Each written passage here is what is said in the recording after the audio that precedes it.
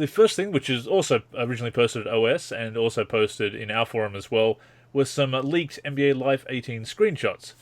We always just say leaked in inverted commas. We're not sure the exact context or situation that happened there. But either way, there's been some... And actually, even calling them screenshots is probably a bit generous. They're photos of a screen, not actual in-game screenshots. But someone has taken the photo of the screen playing what appears to be NBA Live 18, or maybe it's the drive to NBA Live. It's hard to say. We don't have a lot of context. But nevertheless, it is something that is working a build of NBA Live of some kind. And there's a couple of screenshots, Kenny. They're all of the menus, basically. And we can see the head-to-head and a couple of other options. And there's a screenshot of LeBron, rocking a pose there in front of the Cavs logo. Obviously, the pre-game screen. The Cavs versus what looks like, I'm guessing, the Thunder, based on that color scheme there. But so just a couple of menu screenshots, basically. And because it is a leaked preview or whatever you want to call it, naturally there's been some speculation on it. Some people saying that it's not promising or it's this and that. But it's, they're pretty blurry photos, I should say, Kenny. So it's hard to take too much away from them at this point anyway. Absolutely. And so blurry to the point where you can't even really see Steph Curry or Chris Paul's face in the photo. And it just doesn't really tell you all that much because they are just menu screens and it looks pretty much the same as NBA Live 16. So they're not really reinventing the wheel as far as their menus are concerned, which I think that's pretty good actually, because once I get used to a menu, I kind of like the familiarity. And I think, I don't know, it feels like 2K have kind of chopped and changed their menus around a little bit, the last few years. Is that just me, or is that something that's happened? No, they definitely did. And there was a problem when they first made the jump to the PS4 and X1. The menu system in 2K14, from what I've heard, also caused problems with the saving system and things like that. So they definitely had to redo it from a technical behind the under the hood standpoint. But they have also messed around with changing up the menus for what they present to us as far as visuals and navigation. And they've kind of taken some cues, I think, from Live in the latest one. Certainly that the font is very similar to Live, actually, in the latest, in 2K17. Yeah, I can see some similarities there. I think the kind of, the square boxed way of going about it as well, I think that's kind of similar. But the whole tile approach, yeah. Yeah, tile, that's what I'm looking for. Which, and I guess that's very similar to mobile devices. All your apps are tiles and icons like that. So yeah, I guess it's kind of like that. Yeah, when I look at the Live menu, it kind of, I don't know whether you get the same thing, but it looks to me like they're envisioning a future where you could use a touch screen to do your menu choices on the game. I can see that, yeah. Yeah, just the way the tiles are set up. Yeah, I like it how it's like that. I think it's kind of more aesthetically pleasing than the 2K17 menu. But yeah, there's really not that much to go by. I think the most interesting thing, as you noted before, was the WNBA logo that appears to be in there. Yeah, it would suggest that the league has some kind of presence. And as you said before we started recording.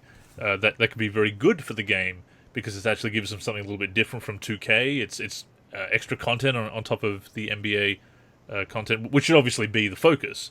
But to actually get that, I had a bit of a, not an argument, but certainly a discussion in the forum about my use of the word bonus content in regards to the historical teams and extra teams in 2K. When I say bonus content, I mean the core content is the latest NBA teams and the latest NBA season. Everything on top of that is extra content.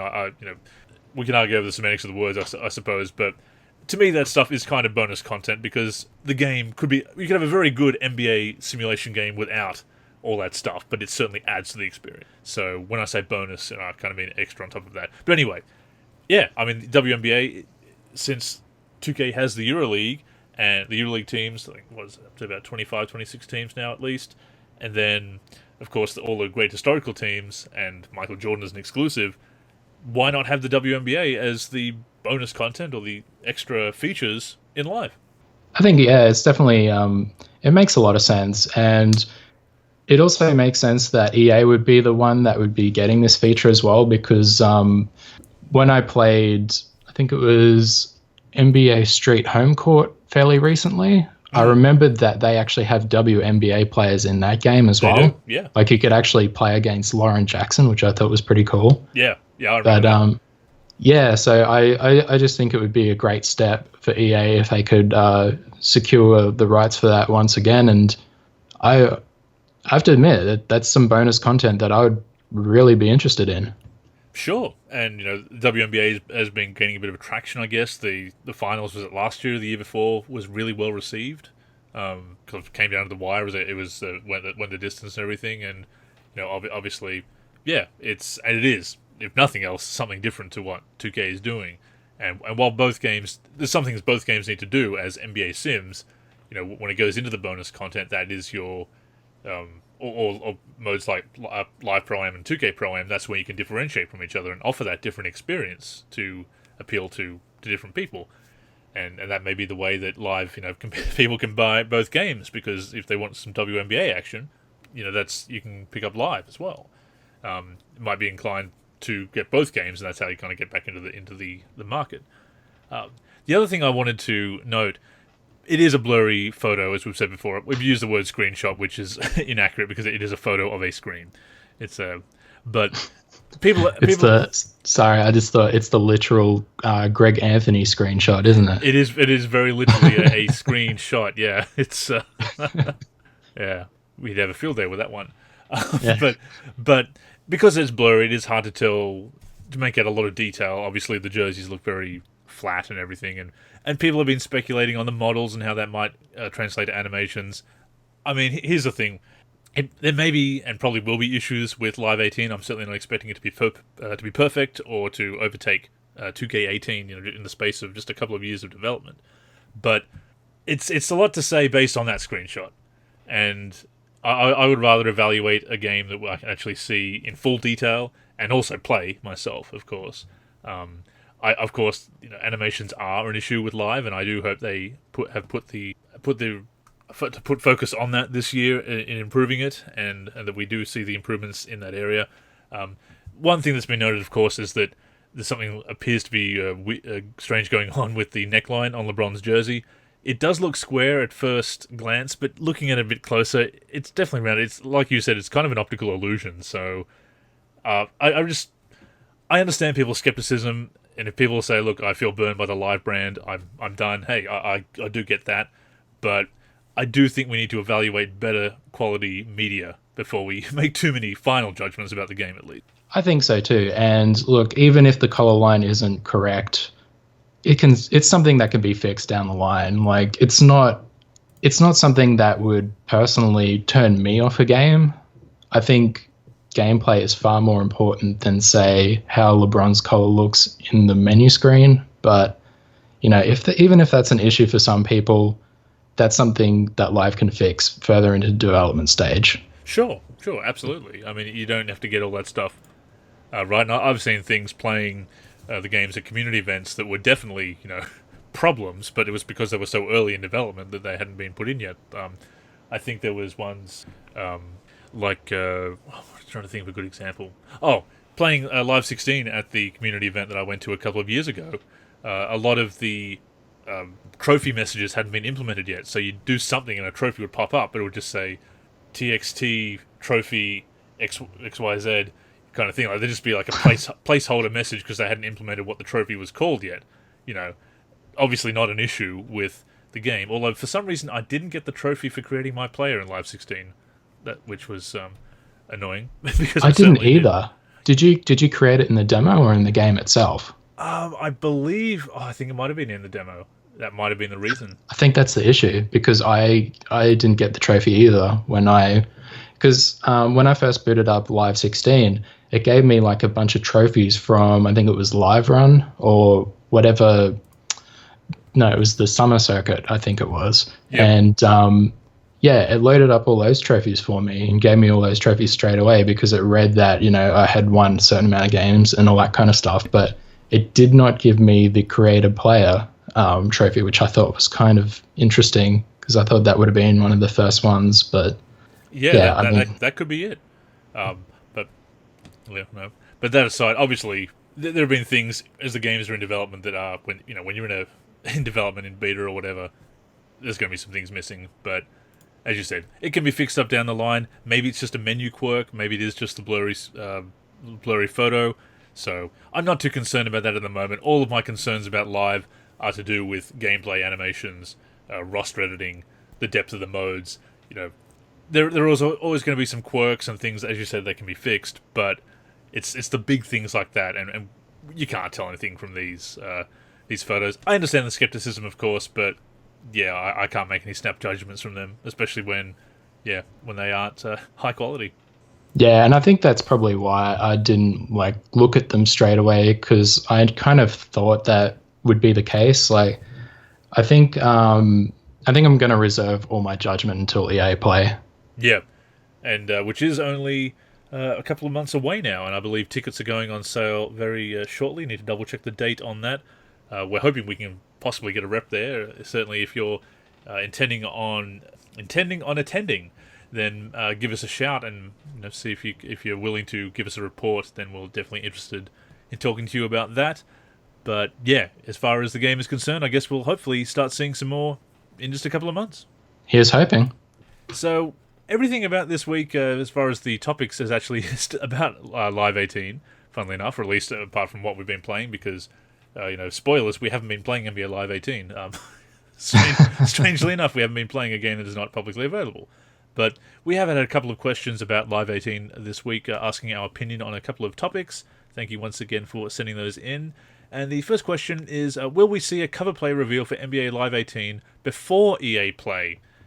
And, see, I don't know, Kenny, because I think it was the Live 15 reveal. They took ages to actually reveal it was Damian Lillard on the cover. It was really late. I think they showed more about the game than the cover player, which is weird because they usually show the cover player before anything else, or certainly before most other things. Yeah, it's kind of... I don't see them releasing the cover player before EA Play, but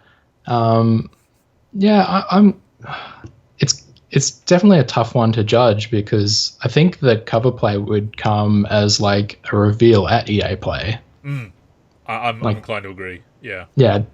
And I suppose it depends who it is as well, and whether they're going to be available. I mean, if they've snagged someone who is perhaps likely to be in the NBA Finals, then when's EA plays is July, sort of early to mid-July, 10th to 12th. So that's kind of right around the NBA Finals time. So depending who it is, might not be available to do promotion. I mean, I guess they can always do a TV spot. But do you think Russell Westbrook might be the cover player again? Well, I don't see them double dipping on that one, but at the same time, it would be a really great choice. I would like to see somebody reach out to Kawhi Leonard. That would be my best guess, maybe, as far as the next cover athlete for any other game, because even though he doesn't really have that MVP personality, he's definitely one of the elite players in the game. So I think I don't know. Do you see him as a cover athlete? Oh, it's tough because I mean what's the last time they put a Spur on the cover was Tony Parker for NBA Live 09, which was kind of a weird choice at the time, I remember, and not a bad choice because he was a Finals MVP at that point, and certainly one of the best point guards in the league at the time. I guess they maybe wanted someone who has that flashy impact, like a Westbrook. Obviously, what 2K has done with their cover players, but I mean, I think he'd be a fine choice, and I guess considering they want to get the market share back, maybe they do want to have that standout player who's... I think a lot of people are starting to really appreciate Kawhi Leonard, but does the casual fan or the fan who cares a bit more about a flash on top of the stats and success, and the stars that the NBA is really marketing, they're the ones that sort of move units of games on top of the quality. And obviously the thing that Lives needs to do is have a better game, not just a better cover player, because that's, they got Russell Westbrook for Live 16, but he still had issues. So it's more than just judging a game by its cover athlete. I think he would be a fine choice, but I guess I would be a bit surprised because he doesn't have the flash of other Yeah, I guess that's understandable. I was just thinking back, Live 2000 with Tim Duncan as the cover player. That was 2000, right? It was 2000, yeah, with Yeah. Jordan as the insert. Jordan is back, yeah. And of course, Duncan was coming off his first championship in his second season, so definitely a good choice there. Yeah. I guess whether they're just trying to counteract some of the names that 2K has on there. Although, I guess Paul George kind of surprised me after Curry. Not that Paul George is a terrible player or anything, because he obviously is a star, but and I guess I did kind of see it coming when he was the cover player for the My 2K16 app. But yeah, it's I thought Klay Thompson or even Stephen Curry again, because 2K does repeat cover players, so I was I guess with George, and then the Pacers not being one of the top teams in the league, it did surprise me a little bit, but. I mean, I guess 2K can afford to experiment a little bit more with their cover players. The brand is very strong at the moment, so yeah. A name just came to mind, actually. Giannis Antetokounmpo. I reckon he would be a really strong cover athlete. Oh, the funny thing is Corey Mack suggested that in the forum years ago. Oh, did he? Yeah. Oh, okay. But I mean, the only part about Antetokounmpo is that his name is difficult to spell. I have to look it up every time. I will admit that, and I apologise to Leftos and any other Greek fans in the in the audience. But like many people in an English-speaking country, I struggle with foreign names. But Giannis is okay. It's just sometimes I need to remember the order of some of the letters in Antetokounmpo. But I mean that is shaping up to be, got to give credit where it's due here. I mean, he has emerged as a star. We talked last week about what he'd done as being the first player to get the top 20 in all 5 major statistical categories. So not as crazy as it would have seemed a couple of years ago. Well, I think he was also a bit of a Bucks fan as well, so a little bit, yeah. He would have said Andrew Bogut back in the day, which I'm pretty sure I did as well, but I admitted to my homerism back then. So I am surprised that we never got an Australian version with Bogut on the cover when he was kind of on the cusp of being an all-star. Yeah, I mean, I would have gone out on a limb and said maybe Ben Simmons, but having a season off would probably hurt that opportunity, I think. I don't see either company wanting to take a chance on somebody who, could potentially get injured again. It'd be like the same issue if you wanted to have Joel Embiid on your cover. Yeah. And of course, 2K already jinxed Derrick Rose back in 2K13 anyway, so... Yeah, I guess there is that as well. But that was like a 3-person cover, wasn't it? It was, yeah. And Durant had the injured season, and so did Griffin, so... Yeah, it's the Madden curse. It's the 2K curse, apparently. So. Thanks, 2K. Yeah. So I guess to get back to the EA Play and the cover, yeah, I think it's more likely we'll see something at EA Play or slightly after. Probably, considering how they've held off on the announcement before, it wouldn't surprise me. But I guess it depends on who they've got signed. I mean, they would have already had the cover player signed, I imagine, at this point. But how busy they are with the playoffs, where they're going to be, how available they are going to be in the lead up to EA Play might also play a role in that. So, but I think at or after seems like a safer bet, which means we'll probably learn tomorrow. Now that we've said that. Yeah, we'll make that news come through. I don't think we get enough credit for how much we force news through on this. No, we don't. We really don't. So, speaking of NBA Live 18 and the playoffs, the second question is, should, or indeed will, EA promote NBA Live 18 during the playoffs? And this might be a bit more likely with the lead-up to EA Play, but at the same time I can also see them holding off to really impress, hopefully, with the demonstration at EA Play come June. So, I don't think during the early rounds, but maybe there might be some hints of it, certainly some hype starting around the time of the finals, because that also coincides with EA Play. I think there's a potential of it being promoted during the playoffs, but it's going to be very, it's going to be very brief. Like, it's not going to offer very much, I guess, look at the gameplay or anything like that. And I guess in general, promos don't really offer much when it comes to gameplay. It's usually just like replay images and whatnot. But yeah, I can see them doing like a little teaser trailer, maybe like during the playoffs, just to kind of get the hype up a bit, and then do the extended gameplay stuff during EA Play. No, I agree. And even at EA Play, how much we'll actually see. We talked about that a few episodes back, I think, what we expected to see at EA Play.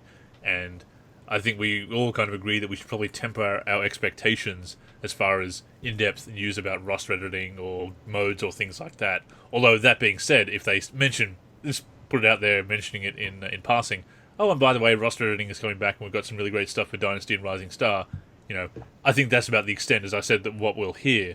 But even that is enough to be a really good teaser, and if the gameplay is also looking pretty good, that'll be a pretty strong showing if they do that. Yeah, I think so too. But as far as the teasers during the playoffs, yeah, it's possible, absolutely.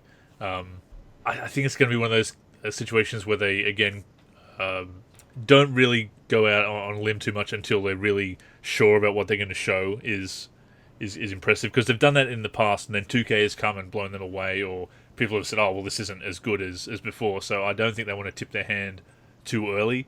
I think they really want to be careful in how they market the game and show it off, because, how many chances are they still going to have?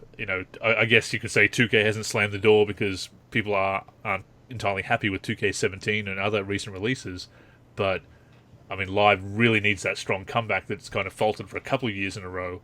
So, again, people are actually having more optimism about Live, partly because of disappointment and dissatisfaction with 2K, but how many chances can you get? So I think that whatever they want to put out, they want to put it out on a schedule that makes sense from a business standpoint, really gets people hyped up, and shows the game at its best.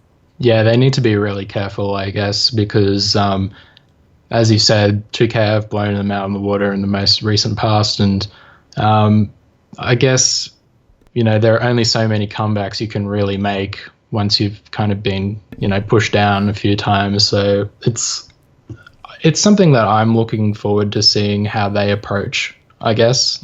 I just want to see it as like a case study kind of thing. I guess our guess is as good as anybody's as far as like what they plan to do. Well, that's right, and it's about the time when there can be a lot of clickbait stuff put out there, and we try to avoid that on the NLSC, obviously, and